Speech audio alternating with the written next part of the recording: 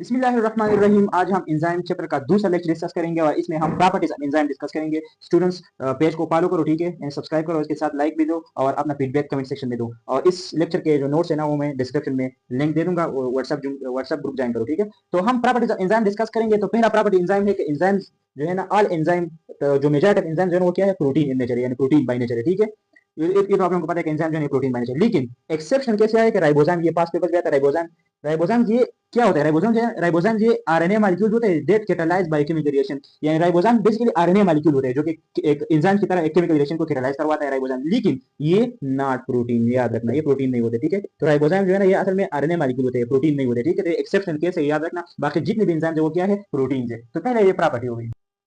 तो एंजाइम का दूसरा प्रॉपर्टी जो है ना, एक्टिव साइट। एक्टिव साइट क्या होता है? ये specialised three dimensional pockets are cleft within the enzyme. यानी ये एंजाइम के अंदर जो है ना, एक एंजाइम है, ठीक है, ये एंजाइम के अंदर जो है ना स्पेशलाइज्ड थ्री डायमेंशनल पॉकेट्स या क्लेप्ट होते हैं जो कि जहाँ पे कैटालिसिस, एंजाइम की कैटालिसिस होती है। यानी बेसिकली ये वही साइट्स या वही रीजन या वो एरिया होता है एंजाइम में जहाँ पे सबस्ट्रेट बाइंड होता है और रिएक्शन की कैटालिसिस होती है। जब सबस्ट्रेट एंजाइम के साथ बाइंड होते हैं तो एंजाइम सबस्ट्रेट कॉम्प्लेक्स पर बनाते हैं, ठीक है। और फिर एंजाइम सबस्ट्रेट कॉम्प्लेक्स कन्वर्ट हो जाते हैं एंजाइम प्रोडक्ट में फॉर्मेशन में, और यानी एंजाइम और प्रोडक्ट कॉम्प्लेक्स में। और फिर आखिर में एंजाइम आखिर में वापस एंजाइम वापस उस तरह वापस बन जाएगा और सबस्ट्रेट कन्वर्ट हो जाएगा प्रोडक्ट में, ठीक है। तो प्रोडक्ट अलग हो जाएगा और एंजाइम अलग हो जाएगा। तो एक्टिव साइट जो है ना, ये एक एंजाइम में थ्री डायमेंशनल पॉकेट्स या क्लेप्स होते हैं जहां सबस्ट्रेट बाइंड हो जाता है और कैटालिसिस होती है, तो उसको कहते हैं एक्टिव साइट।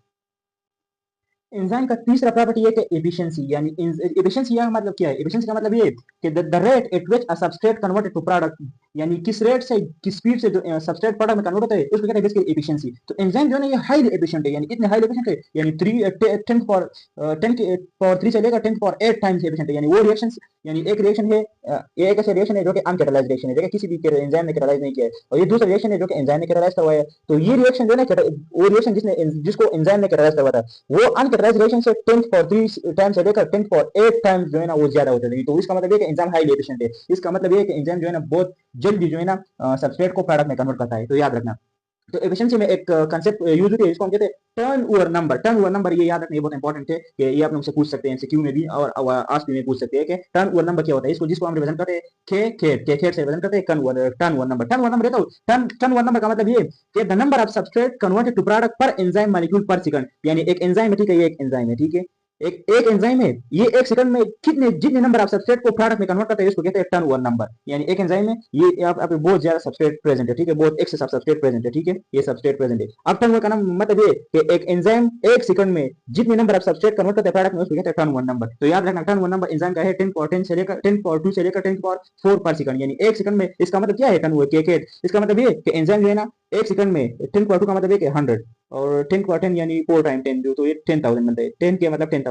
तो इसका मतलब ये कि एक एंजाइम जो है ना एक सेकंड में 100 से लेकर 10,000 सबस्ट्रेट जो है ना ये प्रोडक्ट में कन्वर्ट कर सकते हैं, ठीक है। तो इसका ये नाम रेंज इतना ही ना, तो ये केकेट है, यानी टर्न वन नंबर है। तो टर्न वन नंबर आप लोग से अगर पूछा जाए कि ये क्या होता है तो आप लोग बताना कि एक सेकंड में एक एंजाइम कितनी सबस्ट्रेट को प्रोडक्ट में कन्वर्ट करते हैं इसको कहते हैं टर्न वन नंबर। और ये है 10 से लेकर 10 पावर 4 पर सेकंड, यानी एक सेकंड में कितने सबस्ट्रेट, यानी 100 से लेकर 10,000 सबस्ट्रेट जो है ना ये एक सेकंड में एंजाइम प्रोडक्ट को कन्वर्ट करते हैं। तो ये हो गया टर्न वन। तो एंजाइम इतनी एफिशिएंट है। और दूसरा एक रिएक्शन है जिसको किसी भी एंजाइम ने कैटालाइज नहीं किया जाता तो वो बहुत टाइम लेता है, ठीक है, तो वो अनएफिशिएंट होता है, जबकि एंजाइम जो रिएक्शन कैटालाइज करवाते हैं वो एफिशिएंट होते हैं, ठीक है। एंजाइम का तीसरा प्रॉपर्टी है कि एफिशिएंसी। यानी एफिशिएंसी का मतलब क्या है? एफिशिएंसी का मतलब ये कि the rate at which a substrate converted to product, यानी किस रेट से, किस स्पीड से जो सबस्ट्रेट प्रोडक्ट में कन्वर्ट होता है उसको कहते हैं बेसिकली एफिशिएंसी। तो एंजाइम जो है ना ये हाईली एफिशिएंट है, यानी इतने हाईली एफिशिएंट है, यानी 10 फॉर 10 के पावर 3 से लेकर 10 फॉर 8 टाइम्स एफिशिएंट है। यानी वो रिएक्शंस, यानी एक रिएक्शन है, ये एक ऐसा रिएक्शन है जो कि अनकैटालाइज्ड रिएक्शन है, जो कि किसी भी एंजाइम ने कैटालाइज नहीं किया है, और ये दूसरा रिएक्शन है जो कि एंजाइम ने कैटालाइज करवाया है। तो ये रिएक्शन जो है ना, वो रिएक्शन जिसको एंजाइम ने कैटालाइज करवाया था, वो अनकैटालाइज्ड रिएक्शन से 10 फॉर 3 टाइम्स से लेकर 10 फॉर 8 टाइम्स जो है ना वो ज्यादा होता है। तो इसका मतलब ये कि एंजाइम हाईली एफिशिएंट है। इसका मतलब ये कि एंजाइम जो है ना बहुत जल्दी जो है ना सबस्ट्रेट को प्रोडक्ट में कन्वर्ट करता है, तो याद रखना। तो एफिशिएंसी में एक कंसेप्ट यूज होती है जिसको हम कहते हैं turnover number. Turnover number ये याद रखना, ये बहुत इंपॉर्टेंट है कि ये आप लोग से पूछ सकते हैं एमसीक्यू में भी और आसपी में पूछ सकते हैं कि टर्न ओवर नंबर क्या होता है। इसको जिसको हम रिप्रेजेंट करते हैं के खेत से रिप्रेजेंट करते हैं turnover number. Turnover number रहता है, टर्न ओवर नंबर का मतलब ये कि the number of substrate converted to product per enzyme molecule per second. यानी एक एंजाइम है, ठीक है, ये एक एंजाइम है, ठीक है, एक एक एंजाइम है, ये एक सेकंड में कितने जितने नंबर आप सबस्ट्रेट को प्रोडक्ट में कन्वर्ट करते हैं इसको कहते हैं टर्न ओवर नंबर। यानी एक एंजाइम में ये आप बहुत ज्यादा सबस्ट्रेट प्रेजेंट है, ठीक है, बहुत एक्सेस ऑफ सबस्ट्रेट प्रेजेंट है, ठीक है, ये सबस्ट्रेट प्रेजेंट है। अब टर्न ओवर का नाम मतलब ये कि एक एंजाइम एक सेकंड में जितने नंबर आप सबस्ट्रेट कन्वर्ट करते हैं प्रोडक्ट में उसको कहते हैं टर्न ओवर नंबर। तो याद रखना टर्न ओवर नंबर एंजाइम का है 10 पावर 10 से लेकर 10 पावर 2 से लेकर 10 पावर 4 पर सेकंड, यानी एक सेकंड में। इसका मतलब क्या है टर्न ओवर के, इसका मतलब ये कि एंजाइम जो है ना एक सेकंड में 10 पावर 2 का मतलब ये कि 100 और 10 पावर 10 यानी 4 टाइम 10 जो तो ये 10,000 बनता है, 10 के मतलब 10,000। तो इसका मतलब ये कि एक एंजाइम जो है ना एक सेकंड में 100 से लेकर 10,000 सबस्ट्रेट जो है ना ये प्रोडक्ट में कन्वर्ट कर सकते हैं, ठीक है। तो इसका ये नाम रेंज इतना ही ना, तो ये केकेट है यानी टर्न वन नंबर है। तो टर्न वन नंबर आप लोग से अगर पूछा जाए कि ये क्या होता है तो आप लोग बताना कि एक सेकंड में एक एंजाइम कितनी सबस्ट्रेट को प्रोडक्ट में कन्वर्ट करते हैं इसको कहते हैं टर्न वन नंबर। और ये है 10 से लेकर 10 पर सेकंड, यानी एक सेकंड में कितने सबस्ट्रेट यानी 100 से लेकर 10,000 सबस्ट्रेट जो है ना ये एक सेकंड में एंजाइम प्रोडक्ट को कन्वर्ट करते हैं। तो ये हो गया टर्न वन। तो एंजाइम इतनी एफिशिएंट है। और दूसरा एक रिएक्शन है जिसको किसी भी एंजाइम में कैटालाइज नहीं किया जाता तो वो बहुत टाइम लेता है, ठीक है, तो वो अनएफिशिएंट होता है, जबकि एंजाइम जो रिएक्शन कैटालाइज करवाते हैं वो एफिशिएंट होते हैं, ठीक है। अब एंजाइम का हम फोर्थ नंबर प्रॉपर्टी डिस्कस करेंगे, इसमें हम स्पेसिफिसिटी डिस्कस करेंगे। इसका मतलब ये नाम से पता चलता है कि स्पेसिफिसिटी यानी एंजाइम जो है ये बहुत हाईली स्पेसिफिक है। हाई स्पेसिफिक मतलब है कि एक स्पेसिफिक एंजाइम जो है एक स्पेसिफिक सबस्ट्रेट को कैटालाइज करवाता है, यानी वो रिएक्शन जो है ना उसकी स्पीड अप जो है वो करवाता है, ठीक है। यानी स्पेसिफिक एंजाइम को स्पेसिफिक एंजाइम एक स्पेसिफिक केमिकल रिएक्शन को कैटालाइज करवाता है। हर रिएक्शन को कैटालाइज नहीं करवाता बल्कि स्पेसिफिक रिएक्शन को। तो इस स्पेसिफिसिटी हम जो है ना 3 टर्म में एक्सप्लेन करते हैं। एक है एब्सोल्यूट स्पेसिफिसिटी। एब्सोल्यूट स्पेसिफिसिटी का मतलब ये कि कुछ एंजाइम ऐसे होता है जो कि एक सबस्ट्रेट को कैटालाइज करवाते हैं। लाइक मैं एग्जांपल देता हूं यूरियज। यूरियज जो है ना ये सिर्फ और सिर्फ यूरिया को कैटालाइज करवाता है। तो एक्स यानी एक सबसे एक यूरिया को कैटालाइज करवाता है, तो ये एब्सोल्यूट स्पेसिफिसिटी हो गया। एब्सोल्यूट स्पेसिफिसिटी का मतलब ये कि ये एंजाइम जो है ना ये एक सबस्ट्रेट को कैटालाइज करवाता है। ग्रुप स्पेसिफिसिटी का मतलब ये कि एक enzyme similar number of substrate को कैटालाइज करवाता है। लाइक मैं एग्जांपल देता हूं कि हेक्सोकाइनेज ऐसे एंजाइम होते हैं जो कि सिमिलर यानी सिमिलर नंबर में मैं एग्जांपल देता हूं ग्लूकोज। बहुत बहुत ज्यादा ग्लूकोज जो है ना इसकी क्या करवाता है फास्फोराइलेशन करवाता है, यानी इसकी कैटालाइज करवाता है। तो सिमिलर नंबर ऑफ सबस्ट्रेट की जब कैटालाइसिस या कैटालाइज करवाते हैं तो वो ग्रुप स्पेसिफिसिटी हो गया। तीसरा एक बांड स्पेसिफिसिटी। बांड स्पेसिफिसिटी ऐसे होते हैं कुछ एंजाइम ऐसे होते हैं जो कि स्पेसिफिक बांड को कैटालाइज करवाते हैं। लाइक मैं एग्जांपल देता हूं पेप्टाइडेजेस। पेप्टाइडेजेस वो एंजाइम होते हैं पेप्टाइडेजेस जो कि सिर्फ और सिर्फ जो है ना पेप्टाइड बांड को क्या करवाते हैं ब्रेक करते हैं या फॉर्मेशन करते हैं पेप्टाइड बांड। तो इसके साथ स्पेसिफिक है। तो याद रखना कि एंजाइम जो है ना एक पार्टिकुलर एंजाइम जो है पार्टिकुलर सबस्ट्रेट को कैटालाइज करवाता है या पार्टिकुलर बांड को कैटालाइज करवाता है या पार्टिकुलर रिएक्शन को कैटालाइज करवाता है। तो ये स्पेसिफिसिटी हो गया। अब हम एंजाइम की प्रॉपर्टीज में नेक्स्ट जो है ना कुछ टर्म्स एक्सप्लेन करेंगे। यानी कुछ एफ एंजाइम वो एंजाइम होते हैं जो कि इनएक्टिव एंजाइम होता है, यानी just protein part of the enzyme को एफ एंजाइम कहते हैं, ठीक है। और होल एंजाइम वो एंजाइम होता है जो कंप्लीट एक्टिव एंजाइम को holoenzyme, holo mean whole complete active enzyme को होल एंजाइम कहते हैं। यानी जब एंजाइम यानी यही एफ एंजाइम के साथ जब कोई नॉन प्रोटीन मॉलिक्यूल ऐड हो जाए ना अटैच हो जाए रिएक्ट करवाए, ठीक है, तो उसको कहते हैं holo enzyme complete active enzyme, ठीक है। होलो एंजाइम एफ एंजाइम के साथ कोफैक्टर कंबाइन तो उसको कहते हैं होलो एंजाइम। स्टूडेंट हमने कहा कि होलो एंजाइम एक कंप्लीट एक्टिव एंजाइम को होलो एंजाइम कहते हैं, यानी जब एपो एंजाइम के साथ कोफैक्टर बाइंड हो जाए तो उसको होलो एंजाइम कहते हैं। अब कोफैक्टर होता क्या है? कोफैक्टर नाम से पता है कोफैक्टर यानी एक नॉन कोमिंग कॉम्बिनेशन किसके साथ कंबाइन होना। नॉन प्रोटीन सब्सटेंस होते हैं which is required for the enzyme activity, यानी एक नॉन प्रोटीन सब्सटेंस होता है प्रोटीन के अलावा कोई सब्सटेंस होता है जो कि एंजाइम एक्टिविटी में रोल प्ले करवाता है, इसको कहते हैं कोफैक्टर। तो कोफैक्टर दो किस्म के होते हैं, एक कोफैक्टर इनऑर्गेनिक कोफैक्टर होता है, एक ऑर्गेनिक कोफैक्टर होता है। इनऑर्गेनिक कोफैक्टर मेटल आयन होते हैं, लाइक मेटल आयन का एग्जांपल में तो जिंक हो गया, ठीक है, आयरन हो गया, आयरन इस तरह मेटल आयन जो है ना ये इनऑर्गेनिक कोफैक्टर है। ऑर्गेनिक कोफैक्टर ये स्मॉल होते हैं, ठीक है, और क्या होते हैं ऑर्गेनिक होते हैं, यानी स्मॉल और ऑर्गेनिक कोफैक्टर यानी ये मोस्टली जो है ना विटामिन से डिराइव होते हैं। तो इसको इसलिए हम ऑर्गेनिक कोफैक्टर का को हम कहते हैं को एंजाइम। तो को एंजाइम बेसिकली क्या होते हैं? को एंजाइम यही कोफैक्टर होते हैं, लेकिन ये ऑर्गेनिक होते हैं और स्मॉल होते हैं। और ये को एंजाइम जो है ना ये विटामिन से डिराइव होते हैं, विटामिन से। देखिए मैं एग्जांपल को एंजाइम का एग्जांपल लेता हूं, एनएडी निकोटिनामाइड एडेनिन डाइन्यूक्लियोटाइड। इसमें जो कोएंजाइम इसमें जो विटामिन है ना वो नियासिन है, नियासिन, ठीक है। तो ये क्या हो गया? ये कोएंजाइम हो गया, यानी एक ऑर्गेनिक कोफैक्टर कोएंजाइम एक ऑर्गेनिक कोफैक्टर होता है, ठीक है। कोफैक्टर का टाइप ऑर्गेनिक कोफैक्टर।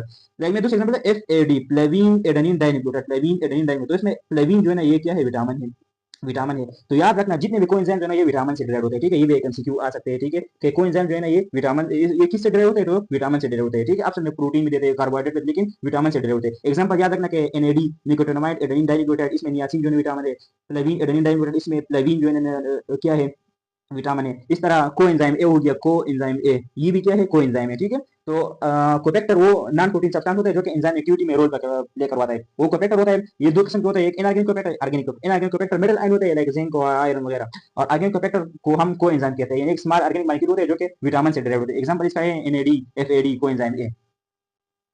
अब एक कंसेप्ट है प्रोस्टेटिक ग्रुप। प्रोस्टेटिक ग्रुप जो है ना, ये भी कोपेक्टर होता है, यानी ये भी एक नॉन प्रोटीन मॉलिक्यूल होता है। यानी ये कोपेक्टर होता है, जब ये एंजाइम के साथ जब ये टाइटली बाउंड हो जाता है तो उसको प्रोस्टेटिक ग्रुप कहते हैं। यानी जब कोपेक्टर एंजाइम के साथ टाइटली बाउंड हो जाता है, देखिए एक एंजाइम है ना, इसके साथ एक मॉलिक्यूल है, ठीक है, कोई मॉलिक्यूल है, तो उसके साथ जब टाइटली बाउंड हो जाना तो उस एंजाइम उस मॉलिक्यूल को फिर हम कहते हैं प्रोस्टेटिक ग्रुप, यानी उस कोपेक्टर को हम कहते हैं प्रोस्टेटिक ग्रुप। तो याद रखना कि ये जब टाइटली बाउंड हो जाए तो ये not easily remove during reaction. Reaction के दौरान जब ये बाउंड हो जाए ना, तो ये बाद में रिमूव करना बहुत मुश्किल होता है, तो ना इजीली रिमूव नहीं हो जाता, ठीक है। तो इसका एग्जांपल है फ्लेविन एडेनिन डाइन्यूक्लियोटाइड। तो अब हम कहेंगे कि यार फ्लेविन एडेनिन डाइन्यूक्लियोटाइड तो कोएंजाइम दिया और अब प्रोस्टेटिक ग्रुप है, तो प्रोस्टेटिक ग्रुप और कोएंजाइम में मैं आप लोगों को फर्क बताता हूँ। प्रोस्टेटिक ग्रुप जो है ना, ये टाइटली बाउंड होता है, बहुत फर्मली, बहुत स्ट्रांगली बाउंड होता है, जबकि कोएंजाइम जो है ना, ये बहुत लूजली बाउंड हो जाते हैं। प्रोस्टेटिक ग्रुप जो है ना परमानेंटली अटैच होता है, जब एंजाइम के साथ अटैच होता है तो परमानेंटली अटैच होता है, जबकि कोएंजाइम जो है ना, ये टेम्परेरी अटैच होता है। तो प्रोस्टेटिक ग्रुप का एग्जांपल है फ्लेविन एफएडी। एफएडी जो है ना, ये कोएंजाइम भी है और प्रोस्टेटिक ग्रुप है, लेकिन समटाइम जो है ना कोएंजाइम प्रोस्टेटिक ग्रुप कब है, जब ये एंजाइम के साथ टाइटली बाउंड हो जाता है। एंजाइम के साथ समटाइम जो है ना, ये टाइटली बाउंड हो जाता है। नॉर्मली जो है ना, ये एंजाइम के साथ लूजली बाउंड हो जाता है और टेम्परेरी बाउंड हो जाता है, लेकिन समटाइम जब ये टाइटली बाउंड हो जाता है तो फिर ये प्रोस्टेटिक ग्रुप बनाता है। तो इसलिए ये एफएडी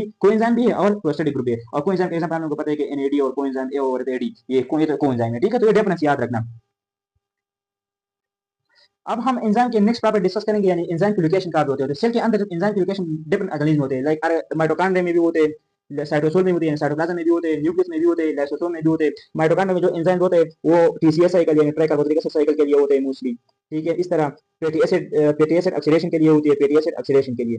इसी तरह जो है ना पायरुवेट की ऑक्सीडेशन के लिए भी होती है। तो मुख्तलिफ पर्पस के लिए ये एंजाइम होते हैं। इस तरह साइटोप्लाज्म में जो एंजाइम होते हैं ग्लाइकोलाइसिस के लिए होते हैं, ठीक है, डिफरेंट मेटाबॉलिज्म के लिए ये होते हैं। साइटोप्लाज्म में जो एंजाइम होते हैं मोस्टली जो है ग्लाइकोलाइसिस के लिए होते हैं। न्यूक्लियस में जो एंजाइम होते हैं मोस्टली डीएनए और आरएनए सिंथेसिस के लिए होते हैं, डीएनए और आरएनए सिंथेसिस के लिए होती है। लाइसोसोम में जो एंजाइम होते हैं मोस्टली जो है ना वो कॉम्प्लेक्स मॉलिक्यूल की डिग्रेडेशन के लिए होती है। कॉम्प्लेक्स मॉलिक्यूल यानी कार्बोहाइड्रेट और प्रोटीन कॉम्प्लेक्स मॉलिक्यूल जो होते हैं ना, उसकी डिग्रेडेशन के लिए होते हैं। तो इस सेल के अंदर डिफरेंट ऑर्गेनिज्म में जो एंजाइम पाए जाते हैं। इसके अलावा एंजाइम की और प्रॉपर्टीज है, यानी ये एक्टिवेशन एनर्जी को लोअर करता है, ठीक है। ये मैं बाद में एक्टिवेशन एनर्जी मैकेनिज्म में बाद में mechanism of action of enzyme में एक्सप्लेन करूंगा कि एक्टिवेशन एनर्जी को किस तरह कम करते हैं, एक्टिवेशन एनर्जी किस तरह होती है, एक्टिवेशन एनर्जी होती क्या है, वो ये एक ऐसी एनर्जी होती है जो कि केमिकल रिएक्शन को स्टार्ट करने के लिए जो एनर्जी रिक्वायर्ड होती है उसको एक्टिवेशन एनर्जी कहते हैं। एंजाइम इस एक्टिवेशन एनर्जी को कम करते हैं। ये मैं next lecture mechanism of action enzyme में डिस्कस करूंगा। तो ये था हमारा प्रॉपर्टीज ऑफ एक एंजाइम। ओके, अल्लाह हाफिज।